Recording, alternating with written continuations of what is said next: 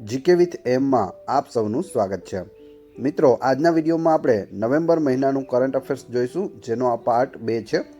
આની પહેલાં part 1 upload કરવામાં આવ્યો છે। જો જોવાનો બાકી હોય તો તે પણ જોઈ લેજો। લાસ્ટમાં તમારી ટેસ્ટ પણ લેવામાં આવશે, તો વિડીયો વ્યવસ્થિત જુઓ। એ સિવાય આની પીડીએફ પણ તમને પ્રોવાઈડ કરાવવામાં આવશે। ગુજરાત રાજ્યએ ઓક્ટોબર 2024માં રિન્યુએબલ એનર્જી ક્ષેત્રે કેટલા ગીગાવોટની ક્ષમતા સ્થાપિત કરી મહત્વપૂર્ણ સિદ્ધિ મેળવી છે? 30 ગીગાવોટ। વડાપ્રધાન નરેન્દ્ર મોદીએ વર્ષ 2030 સુધીમાં ભારતની રિન્યુએબલ એનર્જી ક્ષમતાને 500 ગીગાવોટ સુધી પહોંચાડવાનો લક્ષ્યાંક નક્કી કર્યો છે। તો એ પણ યાદ રાખજો, ક્યાં સુધી? 2030 સુધીમાં કેટલું? 500 ગીગાવોટ। ઓક્ટોબર 2024માં પ્રકાશિત થયેલા નવીનતમ હેનલી પાસપોર્ટ ઇન્ડેક્સમાં પ્રથમ સ્થાને કોણ છે? સિંગાપોર છે તે પ્રથમ સ્થાને છે। હેનલી પાસપોર્ટ ઇન્ડેક્સ 2024 મુજબ ભારતનો પાસપોર્ટ વિશ્વમાં 82મા ક્રમે છે, જે 58 દેશોમાં વિઝા મુક્ત મુસાફરીની મંજૂરી આપે છે। સિંગાપોર પાસે સૌથી શક્તિશાળી પાસપોર્ટ છે, જે 195 દેશોમાં વિઝા મુક્ત મુસાફરીની મંજૂરી આપે છે। તાજેતરમાં કોણે દ્વિતીય આંતરરાષ્ટ્રીય કૃષિ સંમેલનનો શુભારંભ કરાવ્યો હતો? તો એ આપણા ગુજરાતના રાજ્યપાલ શ્રી આચાર્ય દેવવ્રતે કરાવ્યો હતો આંતરરાષ્ટ્રીય કૃષિ સંમેલનનો શુભારંભ।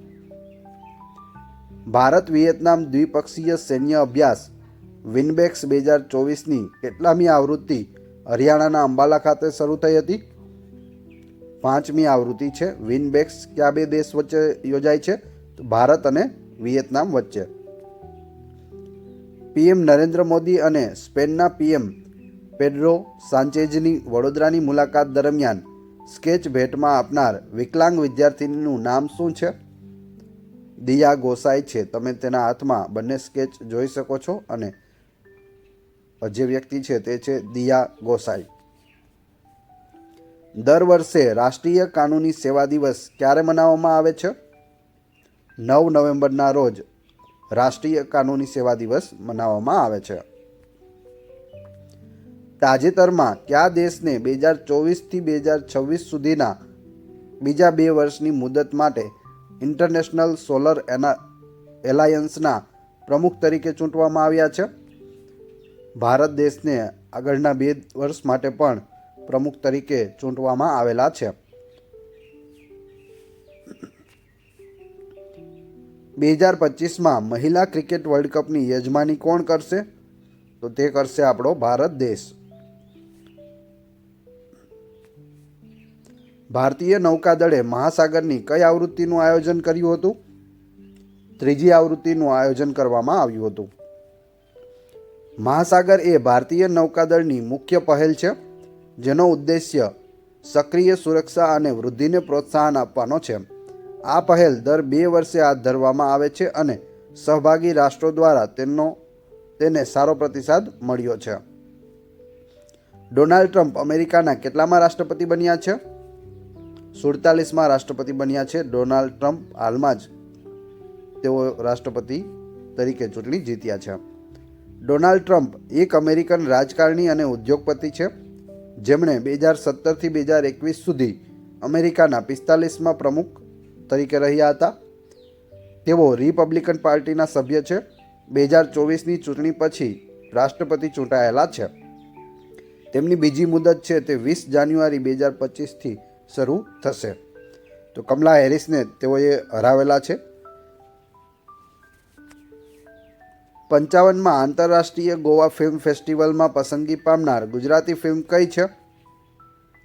કારખાનું છે। તાજેતરમાં કયા દેશમાં 16 વર્ષથી ઓછી વયના બાળકો માટે સોશિયલ મીડિયા એક્સેસ પર પ્રતિબંધ મૂકવામાં આવ્યો છે? એટલે કે 16 વર્ષથી નાના હોય તે સોશિયલ મીડિયામાં એકાઉન્ટ પણ નહીં બનાવી શકે અને સોશિયલ મીડિયા ચલાવી નહીં શકે। જવાબ આવશે ઓસ્ટ્રેલિયા। તાજેતરમાં ચેન્નઈ ગ્રાન્ડ માસ્ટર ટુર્નામેન્ટની કેટલામી આવૃત્તિનો પ્રારંભ થયો છે?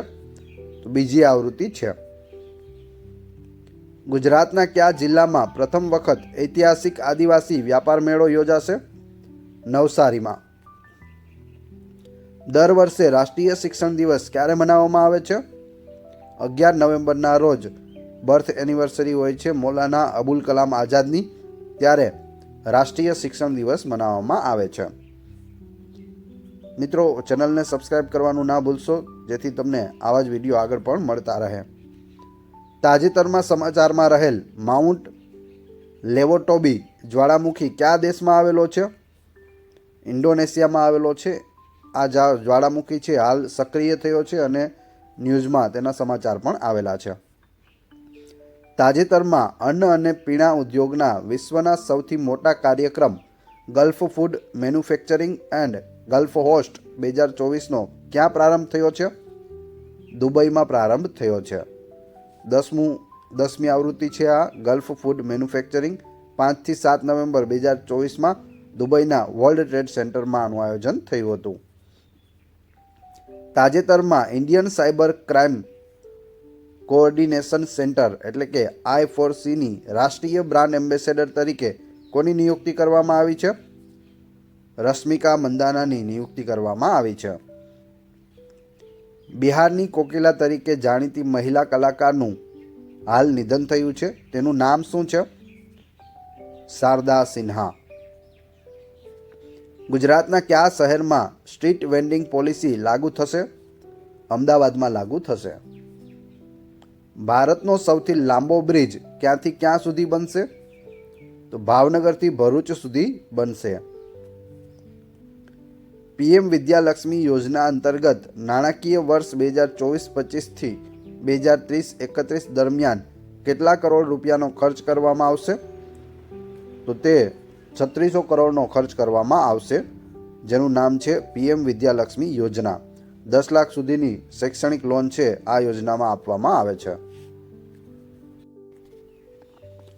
T20માં સળંગ 2 સદી ફટકારનાર પ્રથમ ભારતીય બેટ્સમેન કોણ છે? તો એ છે સંજુ સેમસન. ગુજરાતમાં કયા સ્થળે તાનારીરી મહોત્સવ યોજાય છે? વડનગરમાં તાનારીરી મહોત્સવ છે તે ઉજવવામાં આવે છે. વડનગર છે તે આપણા વડાપ્રધાન શ્રી નરેન્દ્ર મોદીની જન્મભૂમિ પણ છે. એ સિવાય નરસિંહ મહેતાની છોકરી કુંવરબાઈની પુત્રી હતી શર્મિષ્ઠા, અને શર્મિષ્ઠાની પુત્રીઓ તાના અને રીરી હતી. તો તેની યાદમાં વડનગરમાં તાનારીરી મહોત્સવ છે તે દર વર્ષે ઉજવવામાં આવે છે. તાજેતરમાં કાઝ કયા દેશના નવા સંરક્ષણ મંત્રી તરીકે નિયુક્ત થયા છે? ઇઝરાયલ દેશમાં. ફિક્કીના નવા ચૂંટાયેલા પ્રમુખ કોણ છે? હર્ષવર્ધન અગ્રવાલ છે. તમે અહીં ફોટો જોઈ શકો છો. ભારત સરકાર દ્વારા ગ્રીન હાઇડ્રોજન મિશન સેન્ટર સ્થાપવા માટે કેટલા કરોડ રૂપિયાની ફાળવણી કરવામાં આવી છે? 100 કરોડ રૂપિયા ફાળવવામાં આવ્યા છે નેશનલ ગ્રીન હાઇડ્રોજન મિશન માટે. કઈ રાજ્ય સરકારે ઓફિસોમાં કર્મચારીઓના સિગાર અને તંબાકુ સેવન પર પ્રતિબંધ કર્યો છે? તો કર્ણાટકમાં આ પ્રતિબંધ કરવામાં આવ્યો છે.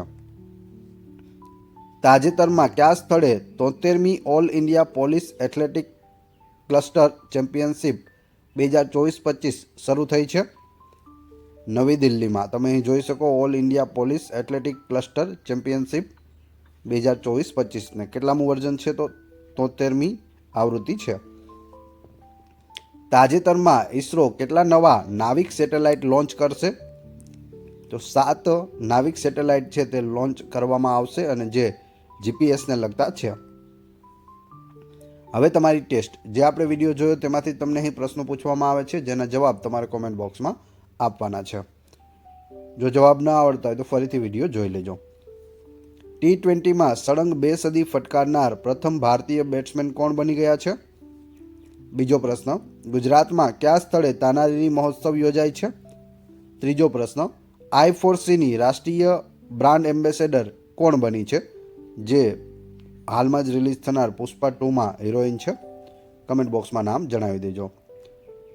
વિડીયો પસંદ આવ્યો હોય તો લાઇક, કોમેન્ટ, શેર અને સબસ્ક્રાઇબ કરવાનું ના ભૂલશો. આ ચેનલ ઉપર ઘણા બધા વિડીયો અવેલેબલ છે. તમે ચેનલના નામ ઉપર જઈ વિડીયોમાં જઈ બધા જ વિડીયો જોઈ શકો છો. આની PDF મેળવવા માટે તમે ટેલિગ્રામમાં GK with AM સર્ચ કરશો તો ત્યાં તમને મળી જશે, અથવા તે બધાની લિંક છે ડિસ્ક્રિપ્શનમાં આપેલી છે. Thanks for watching my video.